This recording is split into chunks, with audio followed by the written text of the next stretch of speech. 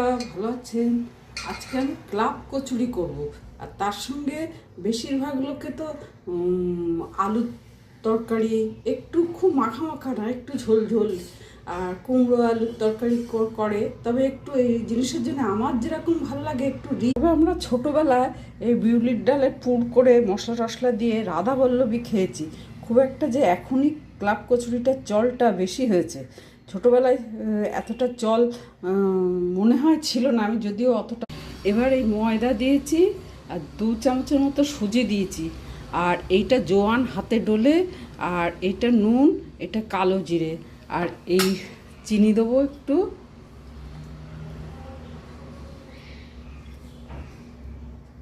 আর হিং দেবো। এবার এই মিশ্রণটা ডাল বাটার মধ্যে মেশালাম। আমি সুজি পরে একটা শক্ত ডো মাখাতে হবে, যার জন্য ডাল বাটারটা না খুব ঘুরিয়ে ঘুরিয়ে থেমে থেমে 1 চামচ করে জল দিয়ে দিয়ে করতে হবে, না হলে বেশি জল দিলে বেশি আটা সুজি লাগবে। শক্ত ডোটা তো শক্ত হবে একটু। আর এই যে তেল মাখিয়ে মাখা হয়ে গেছে, তেল মাখিয়ে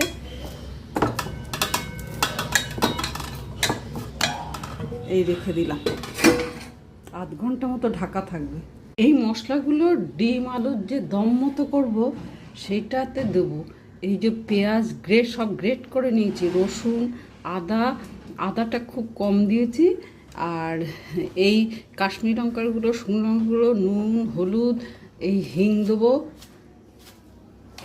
আর এই যে ডিম ভাজা হয়ে গেছে, আর জিরে তেজপাতা ফোড়ন দিয়ে আলুগুলো ভাজা হয়ে গেছে, এটা বয়েল আলু। আর এই মশলাগুলো যে দেখিয়েছিলাম সেই মশলাগুলো সব দিয়ে দেবো। এবার গরম জলটা এই যে কষা হয়ে গেছে, ডিমও দিয়ে দিয়েছি।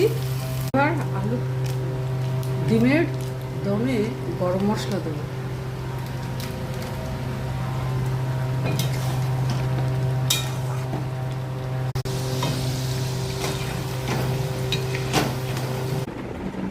ক্লাব কচুরি আর ডিমের তরকারি।